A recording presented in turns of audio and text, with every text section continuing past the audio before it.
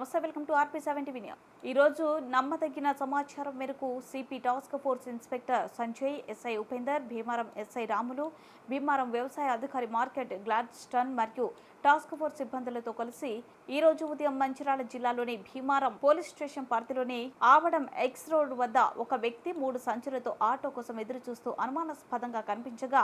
అతని పట్టుకొని సంచులు తనిఖీ చేయగా 1 క్వింటాలు 7 కిలోల నకిలీ పత్తి విత్తనాలు లభించాయి. విచారణ చేయగా అతని పేరు చెండు నాగేశ్వరరావు అని, భీమరంలో కౌలుకి వ్యవసాయం చేస్తానని గుంటూరు జిల్లాకు చెందిన తాను కర్నూలులో గుర్తు తెలియని వ్యక్తి వద్ద నుంచి తక్కువ ధరలకు నకిలీ పత్తి విత్తనాలు కొనుగోలు చేసి మంచిర్యాల ప్రాంతంలోని అమాయకపు రైతులకు ఎక్కువ ధరలకు అమ్ముట కొరకై తీసుకొచ్చానని, ఆర్టీసీ బస్సు దిగి ఆటో కోసం ఇక్కడ ఉన్నానని తెలపడం జరిగింది.